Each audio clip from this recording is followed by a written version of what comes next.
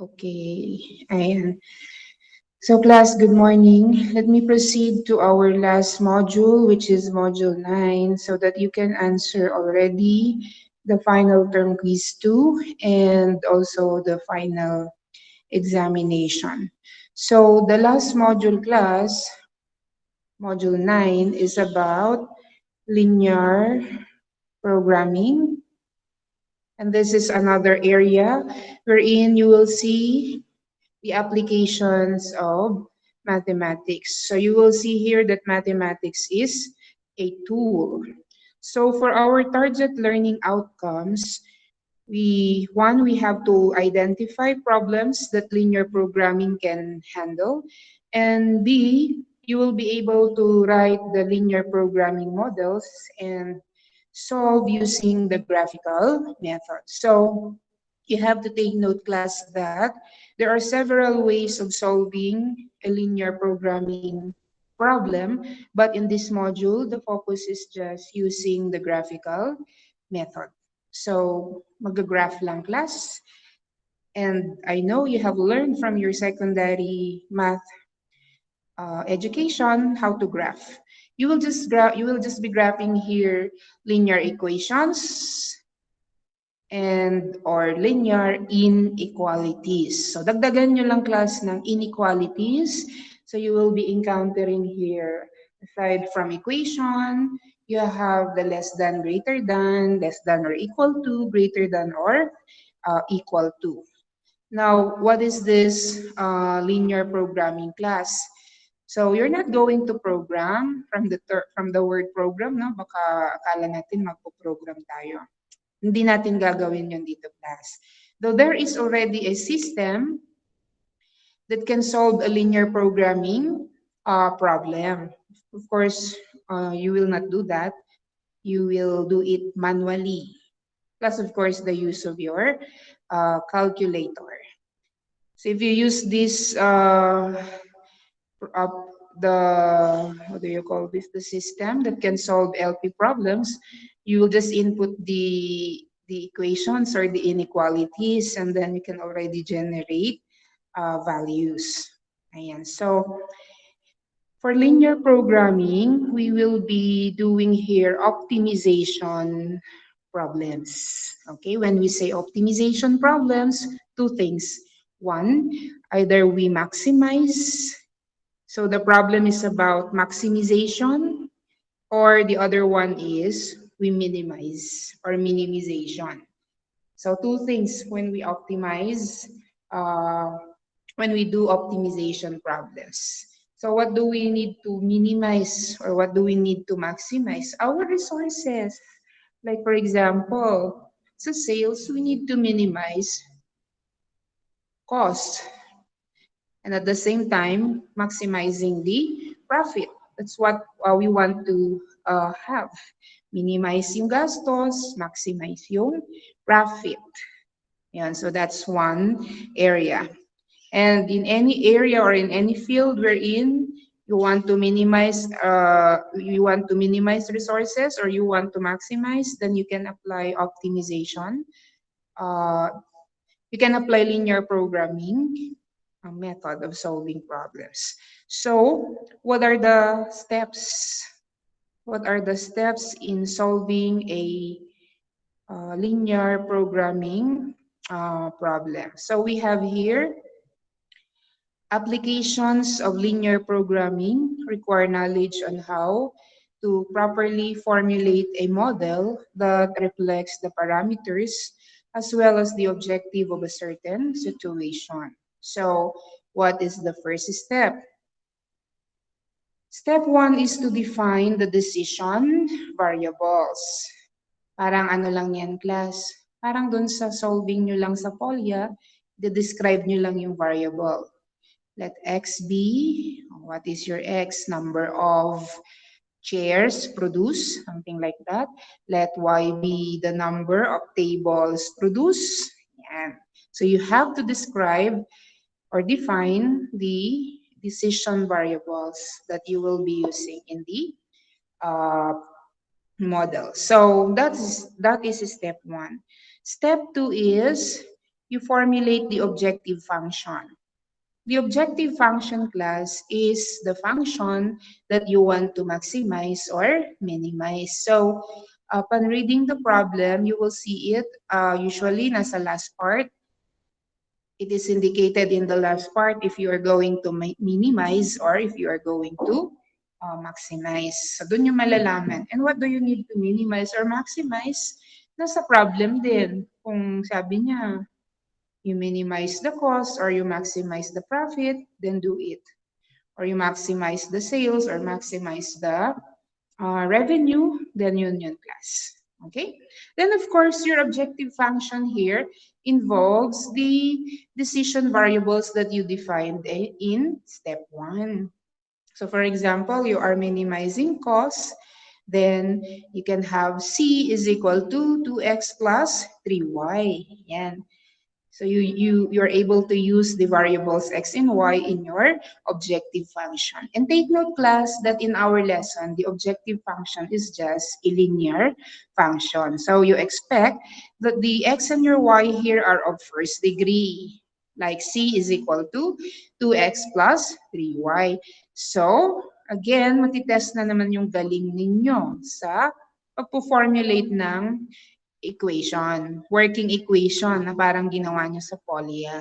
Yun din yung gagawin nyo dyan, class. And now, since we are minimizing or maximizing resources, of course, resources are limited, class. May limit.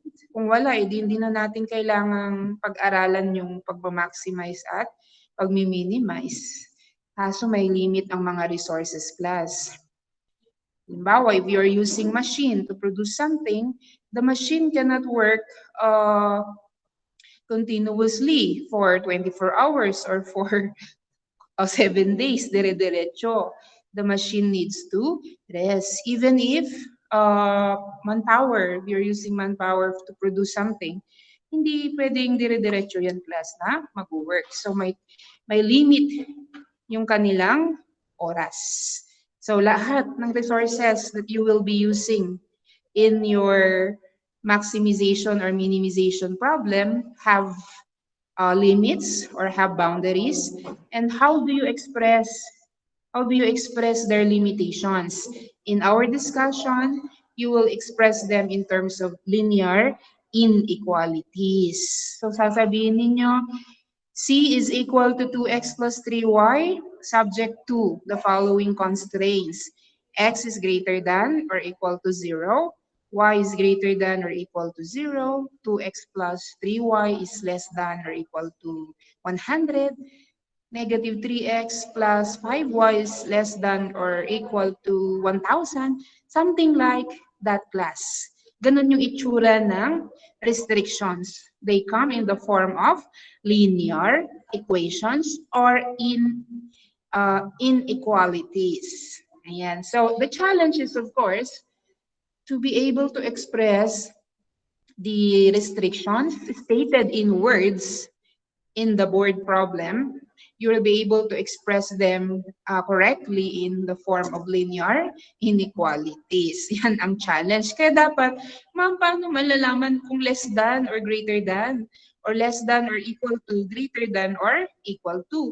You should be able to scout for words or for phrases indicating less than, greater than, less than or equal to, or greater than or equal to. Like for example, if you encounter the phrase at least, pag sinabi doon, at least 100, the phrase at least there means, at least 100 means minimum. Minimum yung 100 class. So kung minimum yung 100, 100 and up, you will be using there greater than or equal to. Nandun yung equal, kasama yung 100 pataas. If you will be saying the phrase at most, for example, at most 50. At most 50 means 50 is the maximum. So if you are going to write that in the form of linear inequality, it's less than or equal to 50. Ganon, class. Kasama yung 50, kaya nandun yung equal. Now, for the other variables, maliwanag sa problem kung strictly less than lang. Halimbawa, ginamit niya, below Below 200, obviously less than 200. Hindi kasama yung 200. O kaya above 1,000, and then it's greater than 1,000. But be careful sa mga phrases that wherein the equal symbol is included. Like in the case of at most and at least, the equality symbol there is present. So I repeat, at least if you transform that in linear inequality form, at least is greater than or equal to. And at most is less than or equal to. Okay? Ayan. So, ito yung pinaka-challenging na part, class. Step 2. Step 2, that is the most challenging part. Lumabas ba sa screen niyo ulit, class? Nawala? Dali. Nawala. Stop sharing. Share ko ulit. Pinaka-challenging na part, class, is the formulation of the objective function and the constraints. Parang sa Polya din, di ba ang pinaka-challenging naman na part doon is to formulate the working equation. Once you have the equation, it's so easy to solve already yung mga next na steps. Ganon din dito, class. Siyempre, pag mali yung step 2 mo, yung step 2 mo, nandun yung model, nandun yung linear function that you need to maximize or minimize, di ba? And at the same time, nandun yung mga constraints, yung mga limitations, restrictions. Kung mali yun, kahit alam mo pang mag-graph, kahit alam mo pang mag-solve ng system of linear inequalities or linear equalities, walang silbi yung mga yun, class. Kasi kung step 2 or step 1, yung first 2 steps mali mo na, bibigyan na lang kita ng konting-konting partial points for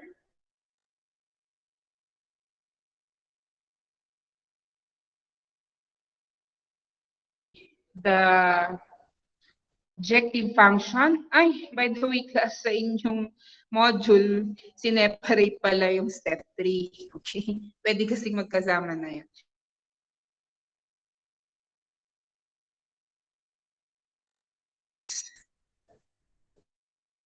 Identify the constraints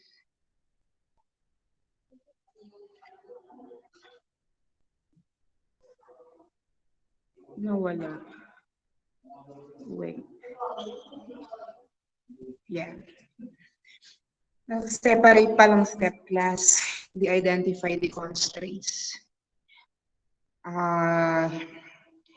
Once you're able to formulate the objective function subject to the different constraints, step 4 is you will graph.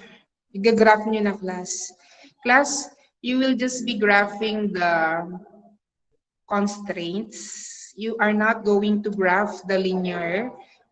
You're not going to graph the objective function. You will just be graphing all the linear, the constraints, all the constraints in a single Cartesian plane. So class, if you have formulated 5 constraints, you will graph the 5 constraints on the same Cartesian plane. Isang Cartesian plane lang ang gagamitin nyo, class. Okay? And once you're able to graph, you have to identify the coordinates of the corner points of the feasible region. How do you do that?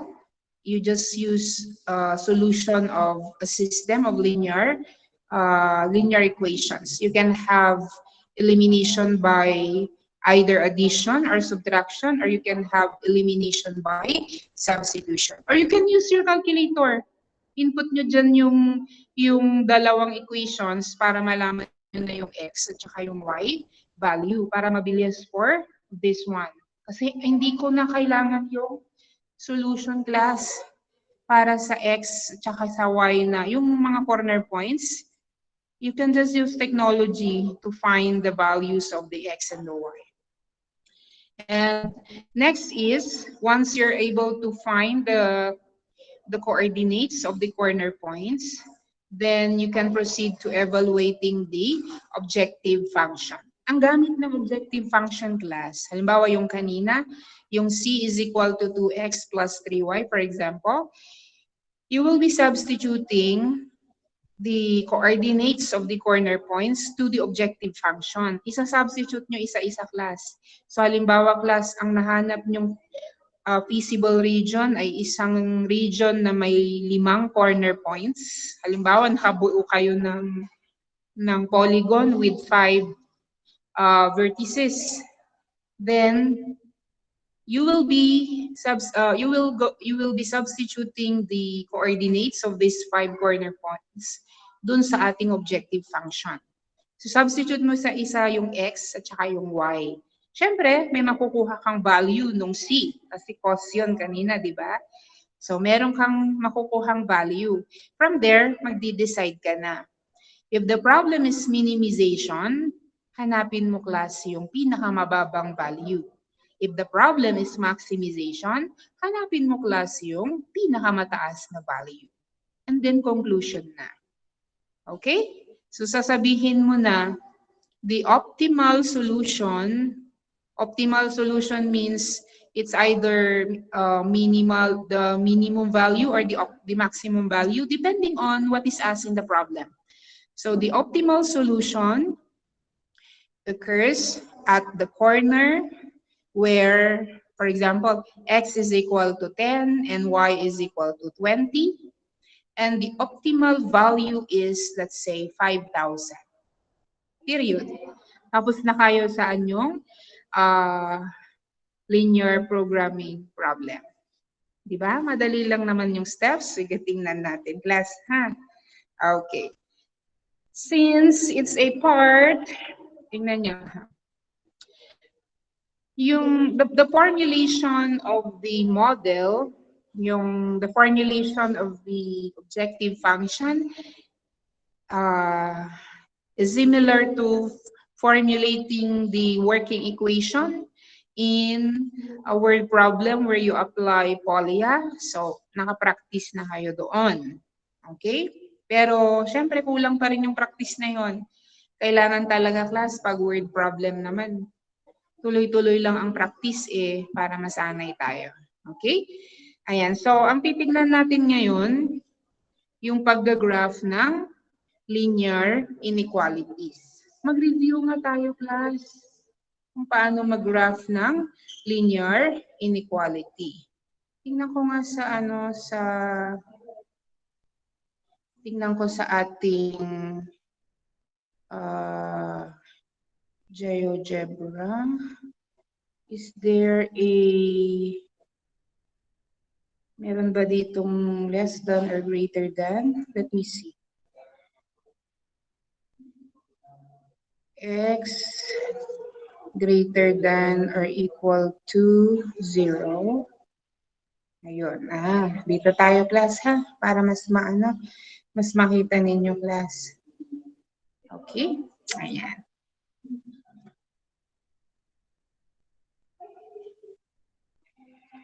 Okay, class. So, magre-review tayo ng graphing nyo nung high school. Ayan. So, practice muna tayong mag-graph, ha? Okay. So, for our practice, is didiretso ko dun sa mga kailangan ninyo. Graph the following. Okay? Ayan. 1 plus x is greater than or equal to 0. Yan. Class, when you graph this, x greater than or equal to 0, the first step is to graph the equation. So, titignan nyo, class, is the equation present? You will graph this. Okay? Kung ito, class, present, yung graph ninyo is solid. Pag itong equality, class, na to, absent, naka-x. Wala siya. I-graph nyo pa rin, but you will have it dotted or broken. Hiwa-hiwalay. Yung ganito siya. Yan, ganyan yung itsura, class. Yan. Okay? Yan. But in number 1, the equality symbol is present. So, first step, class, is to graph the equality. The equation x equal to 0. Since equation or the equality symbol is present in the original, this means that this is solid. Okay? So, this is our Cartesian plane. Yan. You have here the x and y, the x and y axis. They intersect at this point, which we call the origin, and this corresponds to the number 0. We know that when the x-axis and the y-axis intersect at the point of origin, the quadrant is divided, the plane is divided into 4 equal quadrants, wherein this is quadrant 1, diba? Starting from the upper right, you go counterclockwise. Quadrant 1, quadrant 2, quadrant 3, quadrant 4. I-recall natin, di ba class, sa quadrant 1, the coordinates are both positive. In quadrant 2, x is negative, y is positive. In quadrant 3, both coordinates are negative. And in quadrant 4, x is positive and the y coordinate is negative. Okay? I-recall lang natin ha, para at least, ayan. So when the point, class, is on the x-axis, the coordinates of the point are of the form x, 0. Di ba ganyan, class? Pag nasa x-axis yung point, yung y-coordinate is always 0. Kapag nasa y-axis yung point, class, okay, ang 0 naman dito yung x-coordinate, the abscissa. Ganyan. There's only one point kung saan both x and y coordinates are 0. That's the point of origin. Ayan, class ha. So, if the point is on the x-axis, you have x, 0. Di ba ang tawag nyo dito sa inyong pre-calculus, your x here is the x-intercept. Yung y nyo dito, that's the y-intercept. Kaya alam nyo, pag x-intercept, nasa x-axis. Pag y-intercept, nasa y-axis. So, you have these three. Ayan, so yung ating mga points. Okay? By the way, class, paalala natin yung ating x-coordinate. I-recall natin from your pre-calc. This is called abscissa, right? Yan, your abscissa. And how do we call the y-coordinate? Kung abscissa yung ating x-coordinate, abscissa. Ay, class, double S ito. Abscissa. The y-coordinate is called, may one word lang tayo, ordinate. O, ayan ha, nag-review tayo ng inyong pre-calculus. So what are we trying to graph in number 1? X is greater than or equal to 0. Last, tandaan ninyo that if you are graphing the variable x lang, wala yung y, equal to a constant, ang graph nito lagi, class, vertical. O, tandaan nyo yun ha. Vertical line, saan siya dadaan? Hanapin nyo lang yung k. A vertical line that will pass through x equal to k. Ayan. So, pag y naman class, pag y equal to a constant, the graph here is a horizontal line. So, ito vertical. Yan siya. At ito horizontal. Okay? A horizontal line that will pass through the constant k. So, let's go back. For this one, x equal to 0. Vertical line yan, di ba? Kasi x. So, nasaan ba yung x equal to 0? Andito, sa point ng origin. So, asaan? Kung vertical yung x class, asaan mismo yung ating x equal to 0? Class, ito lang. O, solid ha, kasi nga, present. Yan. Yan na yun, class. This is your, dito na lang sa kabila. This is your x equal to 0. Ayan. So, ang ibig sabihin pala, class, para hindi na kayo mapagod kasi lagi niyong makikita yan. Lagi niyong makikita yan sa lahat. Pag meron kang x equal to 0, this is the equation of the y-axis. And yung y equal to 0, class, this is the equation of the x-axis. Magbabaliktad yung ating notation. So, ito yung y-axis. Equation niya pala, class, x equal to 0. Yung ating x-axis, its equation is y equal to 0. Now, we're not yet done because we just graph the equation x equal to 0. Paano naman yung kanyang greater than? Kasi yung original class is, x is greater than or equal to 0. So, you will be shading, class. You will be shading the region representing the solution. So, ang tanong lang, class, nasaan ba yung mga x values greater than 0? Nasa right ba nung red or nasa left? Siyempre, alam natin, pag greater than, nasa right. Less than, nasa left. Kaya ito na yun, class, ha? Ito. From your y-axis, i-shade mo lang. I-shade mo lang, class. Going to the right. Yan. Alam niyo yung shaded region na yan? Mula doon sa ating y-axis, yan na mismo yung para sa x greater than or equal to 0. So, hindi lang ngayon line, class, kundi set ito ng, it's now a region.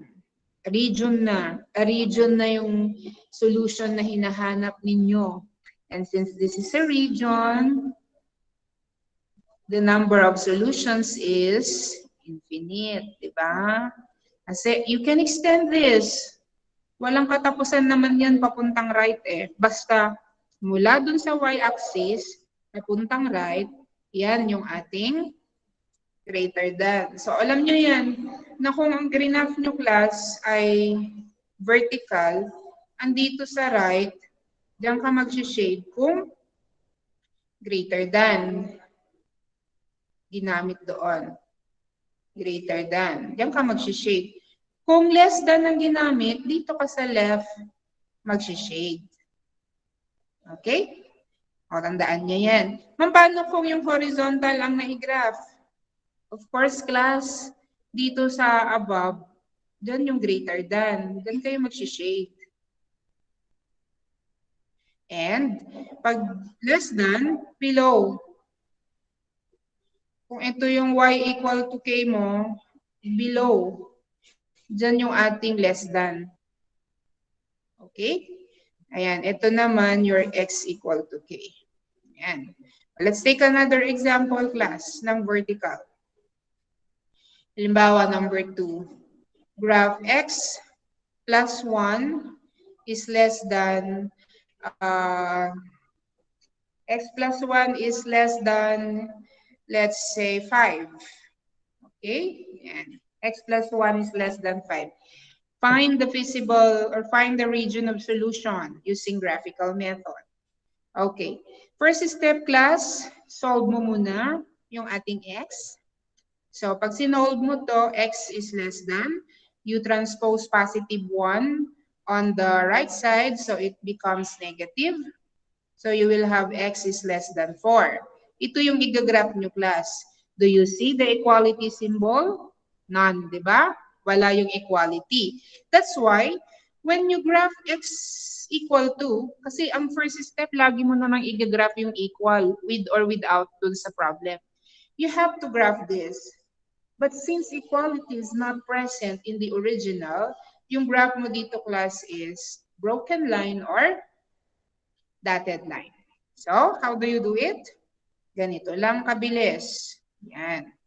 This is your x-axis, your y-axis, and then 0. I-locate mo lang yung x equal to 4. So, halimbawa, 1, 2, 3, 4. Ito na yon.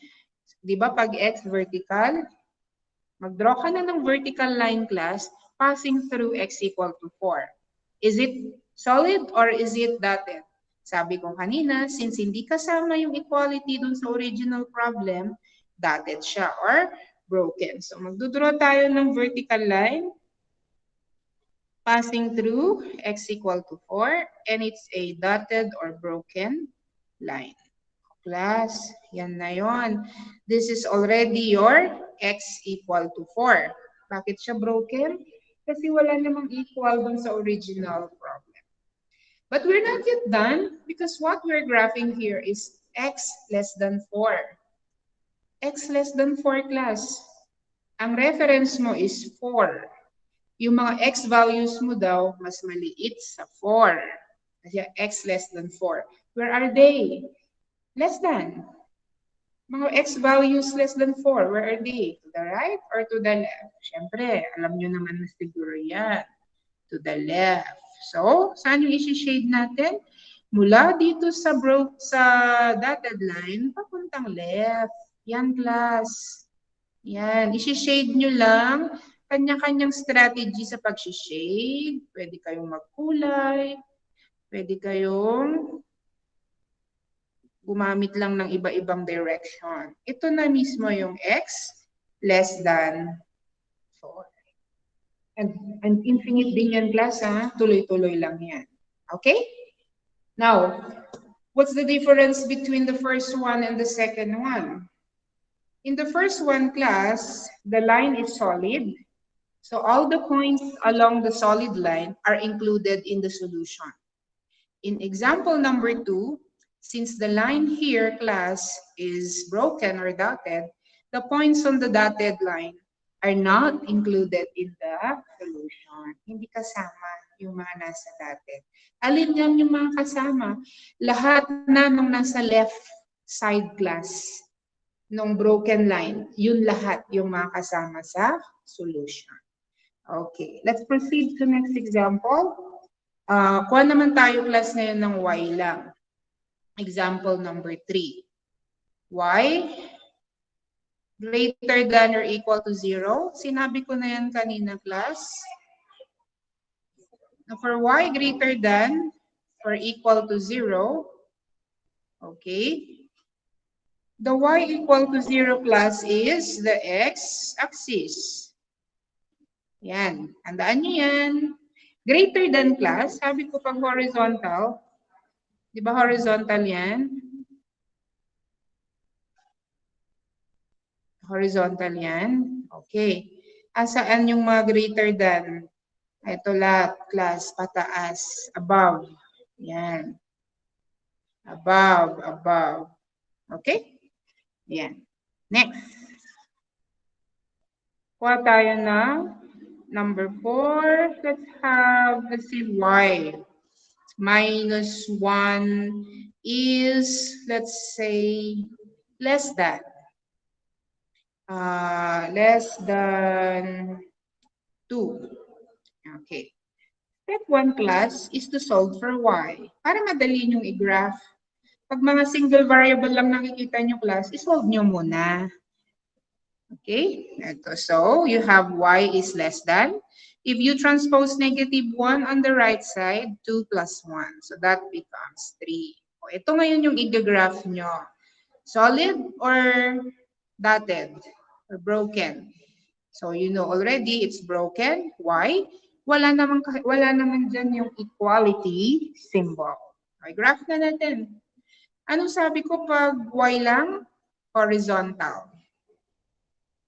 Horizontal class pag y lang yung variable. So, paano horizontal? Hanapin mo tong 3. Yan yung reference mo eh. Yan o, 3. Hanapin mo yung 3 dun sa y. So, ay, positive 3 yun o. Yan, dito pala. 1, 2, 3. Ayan. Mag-draw ka ngayon dyan ng horizontal line passing through y equal to 3. And it's broken or dotted. Yan.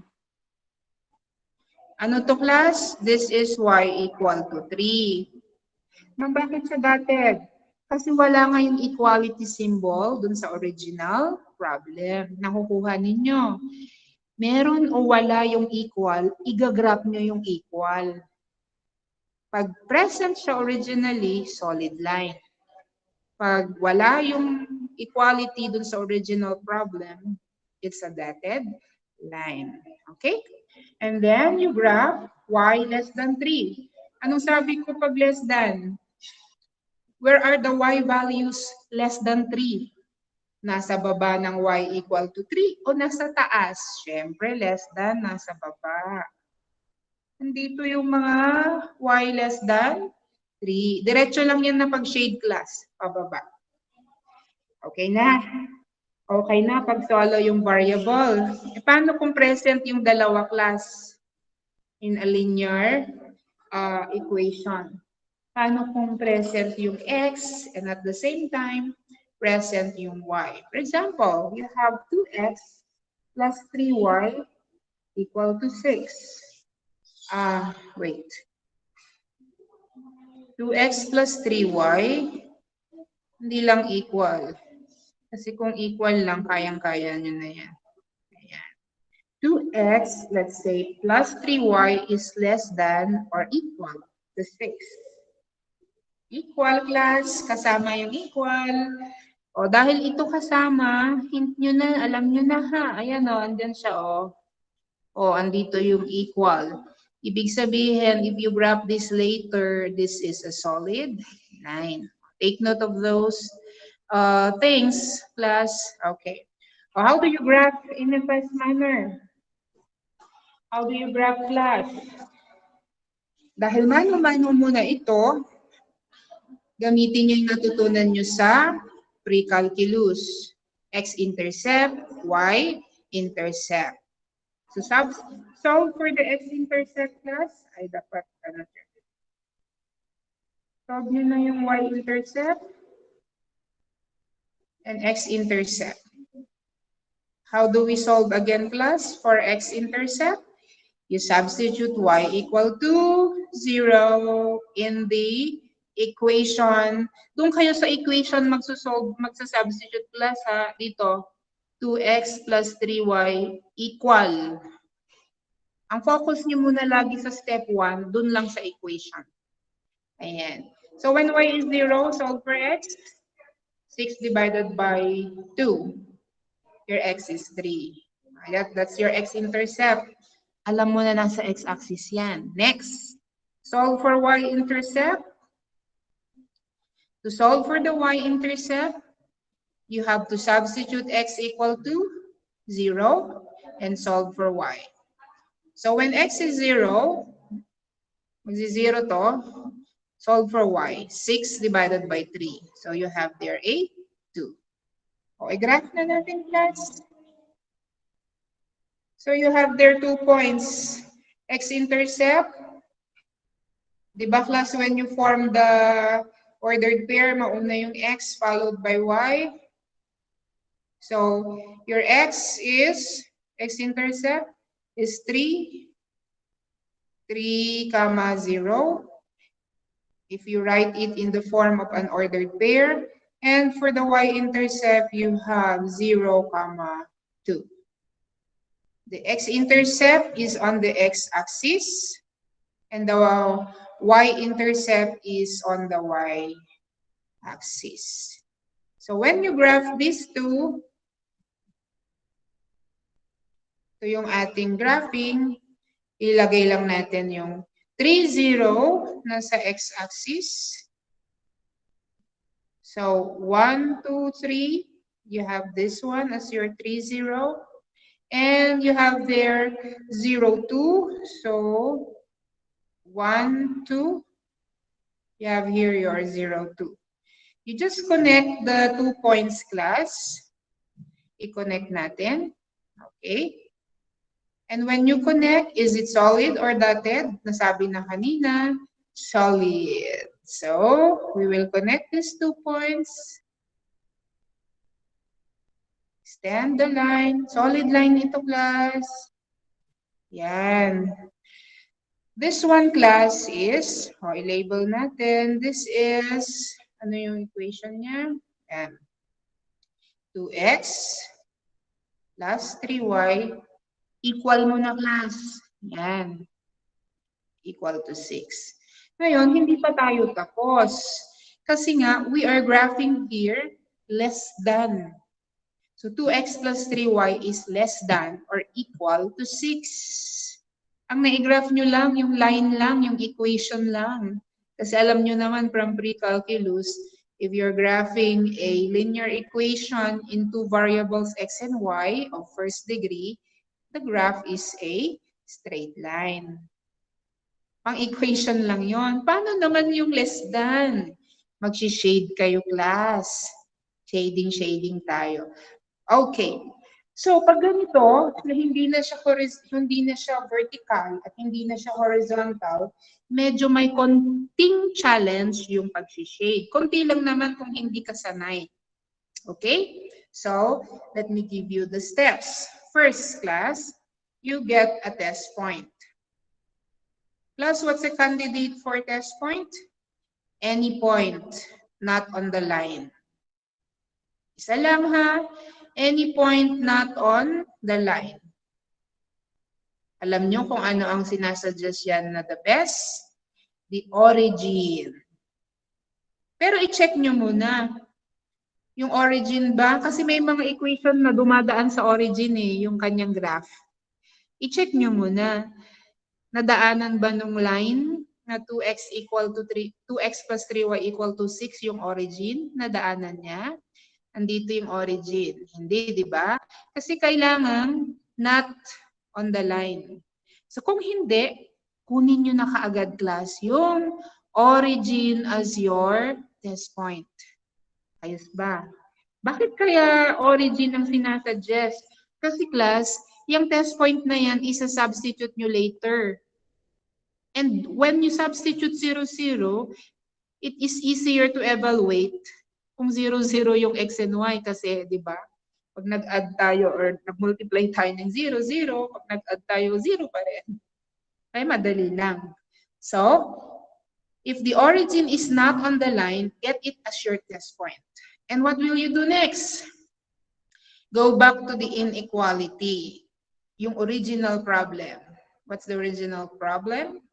2x plus 3y is less than or equal to 6. Substitute, class. This is your x, this is your y. So 2 times 0 plus 3 times 0. That is 0, of course. 0 plus 0 is 0. Is it? Kasi dito, class, may question mark. Di pa natin alam eh. Is it less than or equal to 6? Totoo ba? Is it true? Is 0 less than or equal to 6? May isa ba dyan na satisfied siya? Hindi totoo yung equal, pero may kasama pa siya. Is it less than? Yes. Mas maliit ang 0 kaysa 6. Therefore, inequality is satisfied. Anong satisfied, class? Yung ating original inequality. Ito yung original. So kung satisfied, saan tayo mag-shade? Class, pag satisfied, saan mag-shade? Shade the region containing. Shade the region containing the test point. Shade the region containing the test point. Okay. Satisfied? So, shade natin yung region containing the test point. Kung hindi, shade mo yung kabila. What I mean is, class, kung ito yung graph, okay? Kung andito yung test point, which in our case, di ba? Halimbawa, dalawa lang naman yung hati ng plane region pag nag-graph tayo ng straight line. Halimbawa, dito, ito yung half, ito yung other half. Andito yung test point natin. Pag satisfied, dito ka mag-shade. The region containing the test point. Paano kung hindi? Paano kung hindi na satisfied? Hindi doon sa region not containing the test point. Okay? Kung hindi na satisfied, halimbawa doon, dito tayo. Diyan ka mag-shade. Yung ating not satisfied. So in this case, na-satisfied ba? Is 0 less than 6? Yes. So, saan tayo mag-graph? Saan tayo mag-shade? E di dun sa region containing the test point. Your test point is here. It's below the line and satisfied. So therefore, class, this one is the shaded region. Tuloy-tuloy lang yan pababa, class. Depende kung gaano kalaki yung gamit ninyong papel. Okay? So ito mismo yung 2x plus 3y less than or equal to 6. Are the points along the line 2x plus 3y equal to 6 included in the solution? Yes, kasama. Lahat ng nandito kasama. Bakit? Kasi solid line. Hindi lang naman kasama kung dotted or broken. Solid yan, class, ha? Solid line yan. So, nakuha yung, ma'am, paano kung dumaan sa origin? Hindi, class, kumuha kayo ng other point. Ang suggestion ko naman, pag dumaan yung line sa origin, kumuha kayo ng point na either nasa x-axis or nasa y-axis. Bakit? Kasi isa dun 0. Pag nasa x-axis, 0 yung y. Kapag nasa y-axis, 0 yung x. At least madali pa rin mag-evaluate kahit walang calculator. Kasi alam nyo nang gagawin sa test point. Yung test point pala, isa-substitute nyo dun sa original problem and you will see if the inequality is satisfied or not. What I mean by satisfied is, totoo ba na yung left side is less than the right side or kung ano yung binigay na inequality. Okay? Ayan. So, that's it. Now, class, ito graph natin separately, di ba? Doon sa linear programming, sa step doon na you will graph the constraints. The constraints come in the form of linear inequalities. So, you are going to graph all of them, the constraints, in a single Cartesian plane. And how do you know the feasible region there? Siyempre, ma'am, kung ito pa nga lang isa, shade na, no? Yan, solution set lang yan ng isa. Paano, ma'am, kung 5 linear inequalities ang nandoon isi-shade mo sa isang Cartesian plane? Kaya nga, class, dito mo magagamit yung strategy sa pag-shade. Kasi may overlapping talaga na mangyayari. Kaya, kung i-graph mo yung first constraint, siguro pa-horizontal. Yung susunod na constraint, pa-vertical ang pag-shade mo. Iba-ibahin mo yung direction, that's one strategy. Or iba-ibahin mo yung kulay, that's another strategy. So, pag nag-graph na lahat, ma'am, paano namin malalaman doon yung feasible region? Plus, ganito lang siya. Ilang constraints yon yung graph mo? Pag nag-graph ka na n constraints, yung mga constraints, class, ha, linear inequality siya. Paano ko malalaman yung feasible region? Feasible region. You look for the region, shaded, how many times? Kung n ito, class, and then ito, n times. Ano ibig kong sabihin? Halimbawa, ang grinap mo 5 constraints. Asan yung feasible region? Feasible region kasi class, that's the region of solution. Nandun yung solution para dun sa inyong linear programming problem. So, hahanapin mo yung region na na-shade. How many times? 5 times. So, kung 5 constraints, look for the region that is shaded 5 times. Ma'am, kung 4 lang yung constraints, look for the region that is shaded 4 times. Ganun lang, class. Ma'am, posible ba na wala? Halimbawa, ma'am, 5 yung constraints ko, tapos wala akong mahanap na region na shaded 5 times. Ang nahanap ko lang 4 times lang. Is there a solution? Is there a feasible region? In that case, class, none. Wala. Huwag mong pilitin. Wala talaga. Pero dun sa mga binigay naman sa inyo, class, meron. yung mga sasagutan ninyo, meron. Okay? So, ano pala ma'am, nakakalito pala kung mano-mano kasi biro mo, isang Cartesian plane lang, isi-shade mo yung kung 5 yung constraints, hahanapin mo isa-isa hahanapin mo yung region shaded 5 times. May strategy naman, class, para hindi kayo malito. Okay? Yung iba pa nga, kung meron silang na-download or pwede sa online free na pag-graph, yun, ginagamit nila yun kasi meron siyang step-by-step, natanggal na niya yung portion that is not included in the feasible region. Gagawin ko yun, pero hindi technology. I-erase ko. Kasi at least dito sa pwedeng i-erase. So, bibigyan ko kayo ng example class ng igagraph. Hahanap tayo ng solution. And then, meron na tayo, magsosolve na tayo ng linear programming problem. Kailangan lang muna marunong kayong maghanap ng feasible region. Yun ang importante.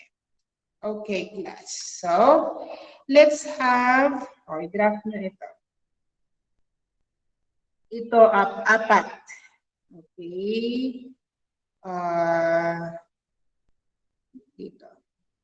X greater than or equal to 0, y greater than or equal to 0.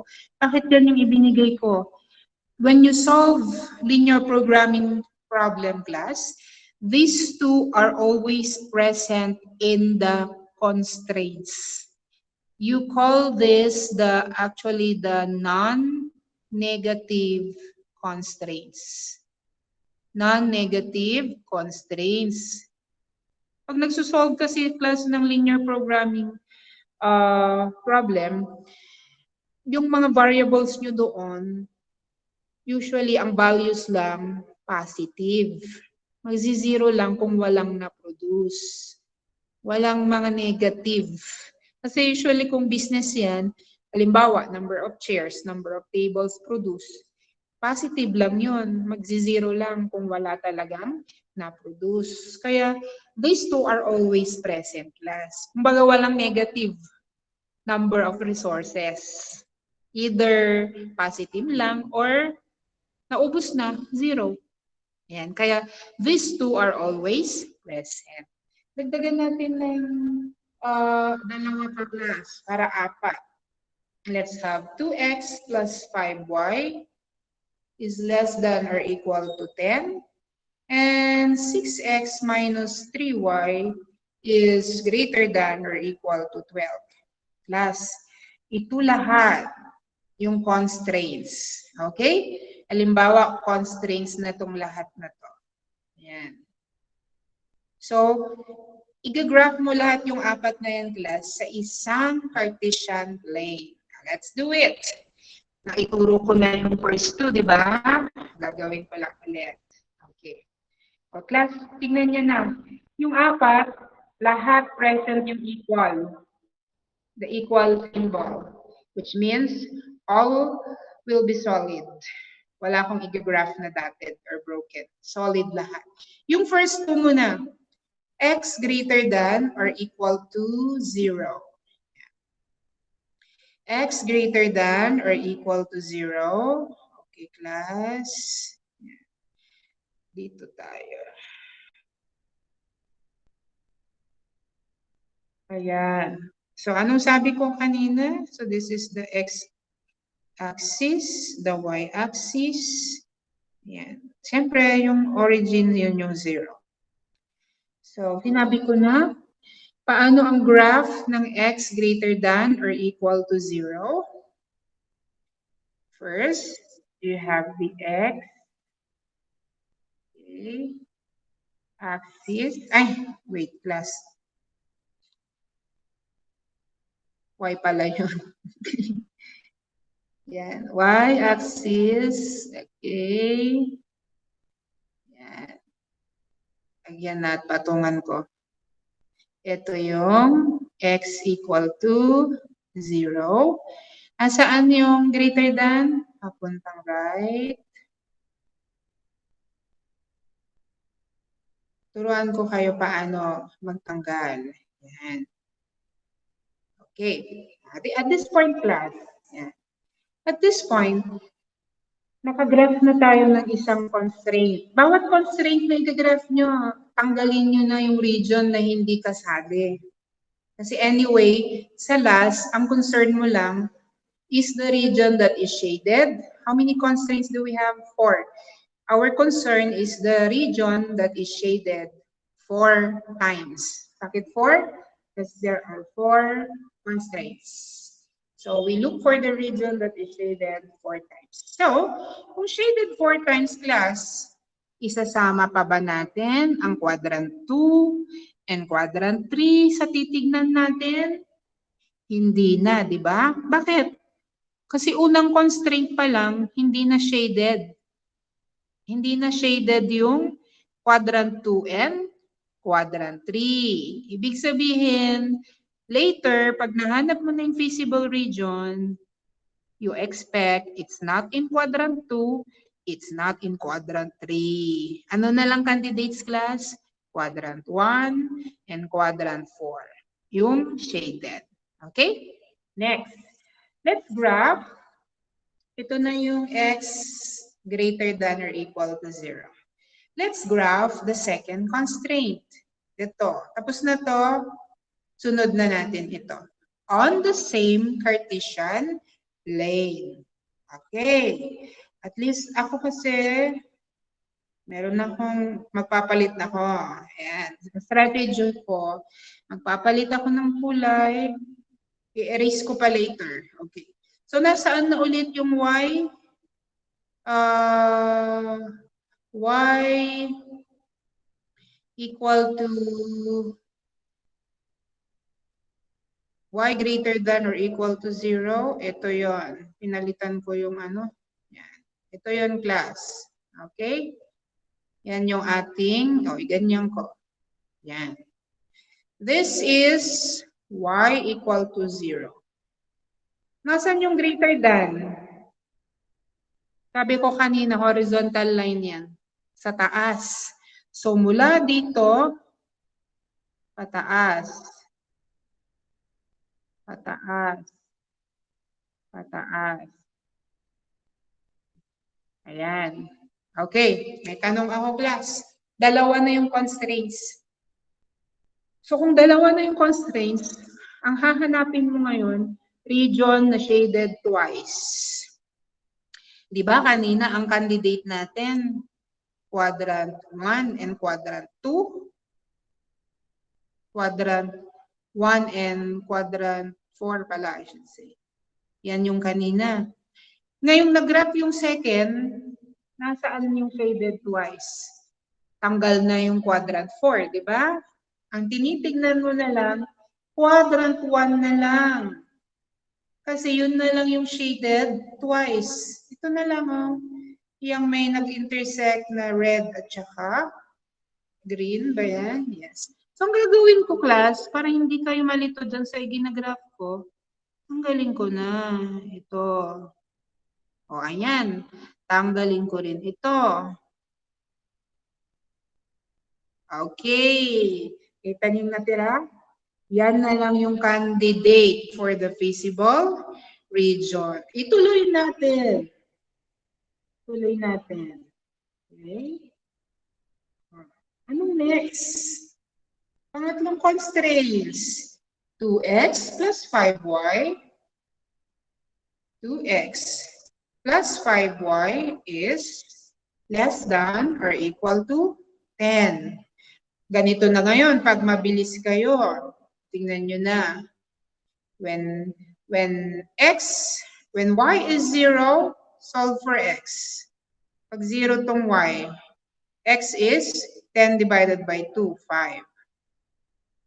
And when x is 0, y is, so mag-0 itong x, y is 10 divided by 5, 2. Yan. Diretso agad sa x and y intercept. So, 5, 0, 0, 2. So, halimbawa lang, 1, 2, 3, 4, 5. Andito yung 5, 0, 0, 2. So, 1, 2. It's on the y-axis. Solid. Yan yung ating equation. Okay. Ito yung ating x. This is 2x plus 5y equal to 10. O, saan mag-shade? Kunin na yung test point. 0, 0 was your test point, origin. This is your test point, plus. Substitute. 2, ay, pag expert na kayo, hindi nyo na kailangang isulat. Check nyo na agad doon. 2 times 0 plus 5 times 0. Of course, that is 0. Ganun kayo, class. Is it less than or equal to 10? Is 0 less than 10? Yes. Totoo yan. So, this is satisfied. Pag satisfied, saan mag-shade? Shade the region containing the test point. Nasaan yung test point kanina? Nandito. Nandito, class, yung test point, yung yellow. Satisfied, isi-shade mo yan. From the line, going down. Okay? Ayan. Class, tatlo na yung constraints. Okay? Tatlo na yung constraints. So, look for the region that is shaded thrice. Thrice. Thrice, class. Kanina, quadrant 1 lang yung tinitignan nyo, no? Sa quadrant 1, pansinin nyo, hindi na na-shade yung bandang taas ng quadrant 1 from the line. Ang na-shade pababa. So, napansin nyo ba na ito na lang yung kailangan natin? Ito. Ito na lang, class. Yan, yan, yan. Anong figure yan, class? This one. It's a right triangle. Huwag na kayong titingin sa quadrant 2, quadrant 3, and quadrant 4. Tinanggal na natin yun kanina pa lang, class. Ang focus na lang natin, quadrant 1 na lang eh. Okay? So, nakukuha nyo, pag graph nyo pala yung constraints na non-negative constraints, if you graph x greater than or equal to 0 and y greater than or equal to 0, yung focus nyo na lang pala, class, quadrant 1 na lang. And manggagaling yung feasible region nyo. Since the two non-negative constraints are always present in all the linear programming problems that you will be solving. So in this case, class, pag i-erase ko yung mga ano dyan, yung mga nilagay kong sinade ko, ayan, pagtatanggalin ko yan, class, yan na lang ang matitira. Pagtatanggalin ko rin to, kasi hindi na shaded dun eh. O, ayan.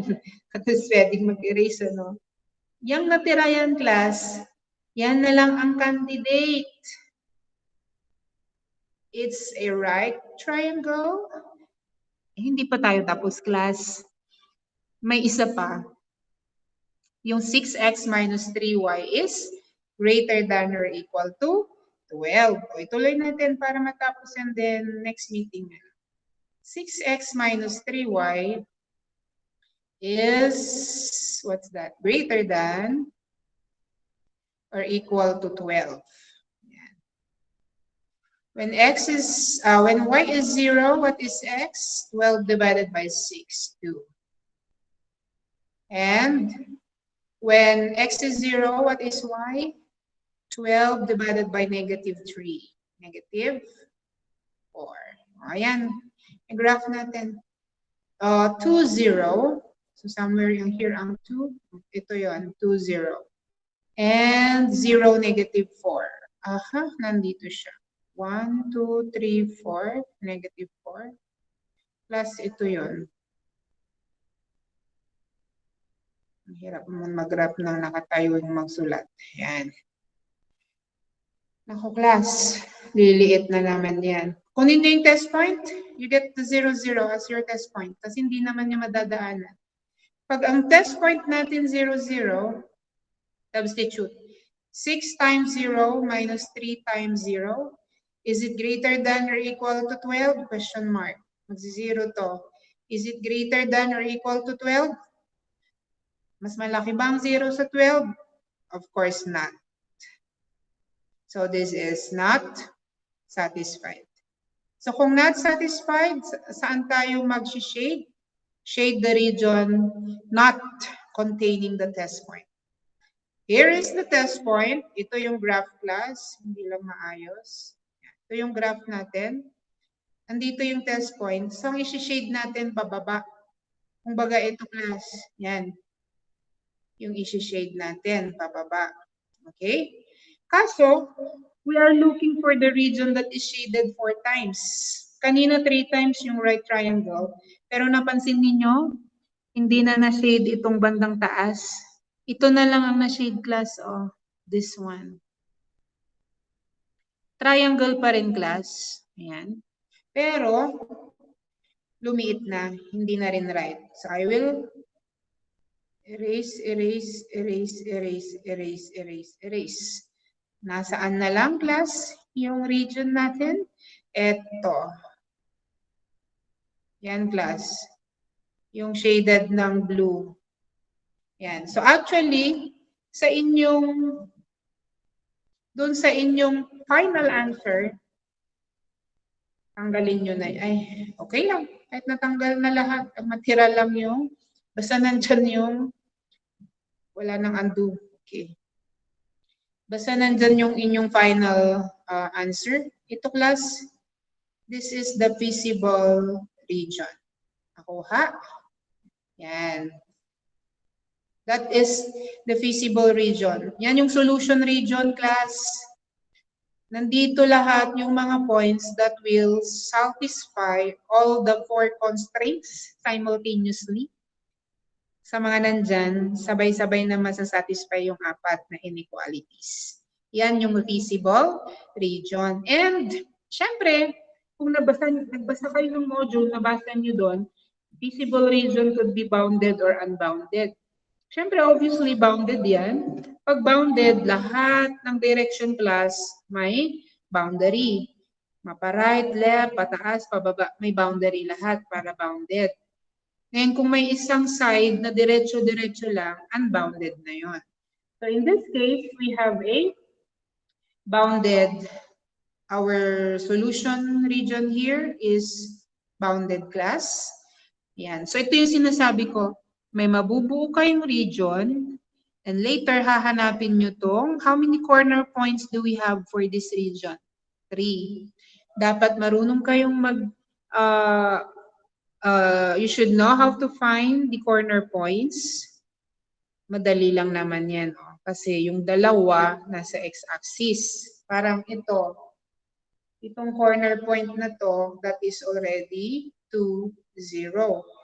Itong corner point na to, that is already 5, 0. Your problem is this one. Okay, ito.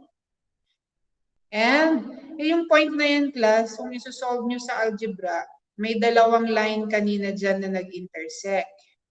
This line and this line. Isolve nyo lang using system of linear equation. Mag-eliminate kayo, malalaman nyo yung x and y. Yun na yung pangatlong corner points. Then, isa-substitute na lang natin. Okay?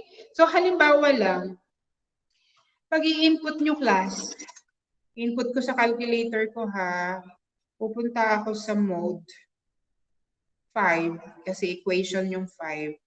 Pupunta ako sa, pag 2 equations in 2 unknowns, punta ako sa number 1. Input ko lang yung coefficients ng equation ko. Itong una, 2 equal, 5 equal, 10 equal. Yung pangalawa, 6 equal, negative 3 equal, and 12 equal. Kasi yun yung dalawang equation na nag-intersect doon. And I get the following. X equal to, itong ano na to, yung x is 5 halves. And yung y is 1. Yan. May nakuha akong tatlong corner points. So, ang gagawin nyo na lang yan, class, kung meron na kayong objective function, lagay nyo dito in the form of table yung mga corner points. Ano ba yung nakuha natin? 2, 0, 5, 0, and ano na yung isa? 5 halves 1. Okay. 5 halves 1. Example lang, class, halimbawa meron tayong, kunwari lang ha, maglalagay ako ng objective function. Halimbawa lang, 2x plus 3y. Example lang. So substitute mo lang, 2 times 2 plus 3 times 0. Of course, that is 4. 5 times 2 plus 3 times 0. Of course, that is 10. And 5 halves times 2. Ay, 5 halves times 2. Okay. So you have 5 times 5 halves plus 3 times 1. Okay. What do you get? 5 times 5 halves. And then you have 3. So what do you get? 15.5.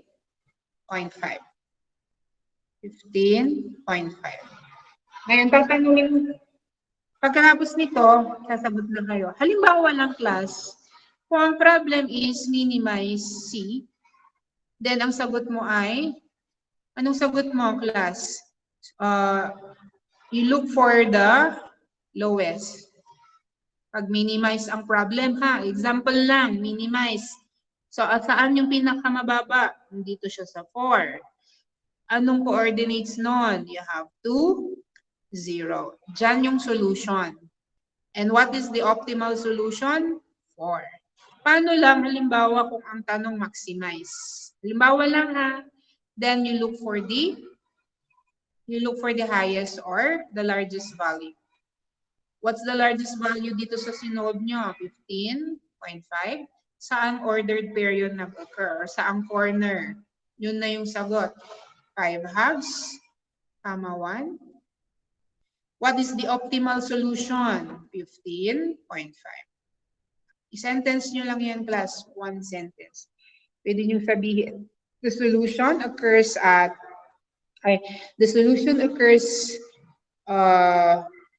when x is, or the optimal solution is obtained when x is equal to 2 and y is 0, and the optimal solution is 4. Or pwede yung isa, the optimal solution occurs when x is equal to 5 halves and y is equal to 1, and the optimal value is 15.5. Something like that when you are solving a linear programming problem. Basta ang pinaka-challenge dito, class, ay yung paggawa mo mismo ng constraints. Kasi syempre, pag nasa problem solving ka na, ikaw lahat ang magpo-formulate. I-describe mo yung x and y, i-formulate mo yung objective function, i-formulate mo yung constraints. Pag natapos na yon, ito na yung gagawin. Iga-graph. Okay? Pag nag-graph, hanapin yung corner points. Pag nahanap yung corner points, evaluate nyo lang yung objective function dun sa corner, at each corner point. And malalaman nyo na sa sagot dun sa problem. Tignan nyo lang kung minimization problem, lowest value ang hahanapin. Kung maximization problem, highest value ang hahanapin. Time na, class. So, next Kasi may meeting pa tayo bago exam, di ba? Ayan. So, yung mga quiz 2 ninyo, yung mga requirements nyo naman ng finals, okay. Okay lang na hindi nyo ma-follow yung nilagay kong date. Basta importante class ha, pag natapos na yung final term, natapos na rin lahat ng requirements nyo. Kasi we have only 4 days to encode your grades. Kung gusto nyo may grade kayo na lalabas, hindi INC. Okay? Makikita nyo agad. Yung mga medyo lalagpas sa pag-submit, i-INC ko muna. Questions, class? So next meeting, magsusolve talaga ako ng linear programming problem. Umpisahan natin mula sa reading ng problem, pag-describe ng variables, pag-formulate ng linear ng function or ng objective function, pag-graph, pag-formulate ng constraints, I should say, and then graphing the constraints, solving for the coordinates of the corner points of the feasible region, and evaluating the objective function at each corner so that we obtain the optimal solution. Okay? So, do you have questions, class? Kasi mag-lunch na kayo kung wala na. Ayan. Naka-record naman ito.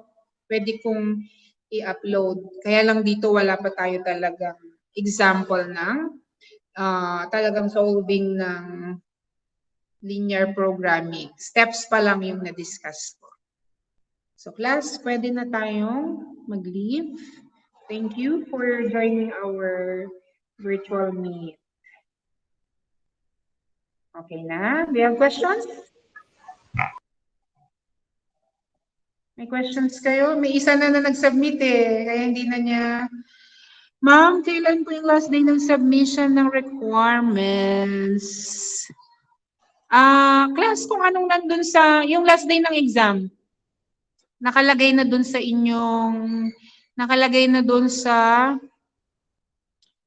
Google Classroom. Inayos ko na yung date doon.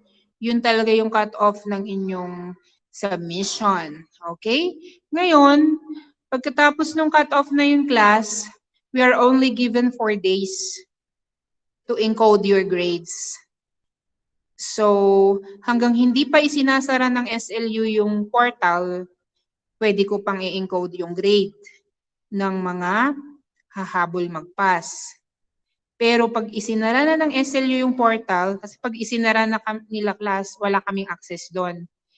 Tinitignan din kasi nila kung sino yung mga faculty na late mag-submit ng grades. Kasi ine-evaluate din kami doon. May minus din kami doon pag hindi kami nakapag-submit on time. So in that case, INC naman kayo. Ang dati kasing rule class, pag completion, 1 month. Pero depende sa university, kapag nakita nila kagaya ngayon, nakita nila na ang dami-daming INC, dami-dami ninyo class ng mga estudyante sa SLU na nahirapang mag-pass on time kasi nga sabay-sabay ng requirements. So, di ba, nag-craft sila ng bagong extension. Pero yung extension na yon binigay nila dun sa, yung pang last sem ba yun? Hindi ko alam for this sem class. Basta ang usual rule, 1 month lang. You have 1 month to complete. Yung 1 month na yun, mag-start from the day of release ng grades. Ang release ng grades, official release ay first day ng enrollment. Usually. Okay? Bakit, Sam? Malilate ka bang mag-pass? Si Samantha. Kung 1 day, 2 days lang, no problem, class. Hintayin ko. Magsasabi naman ako sa GC nyo kung class isasara ng portal. INC na yung iba. Di ba, Le? I'll keep you updated. Okay? May tanong pa? Okay po, ma'am. Sabi ni Sam. Di ka naman natin nagpapas ng late, Sam? O, marami bang sabay-sabay ngayon na ihahabol?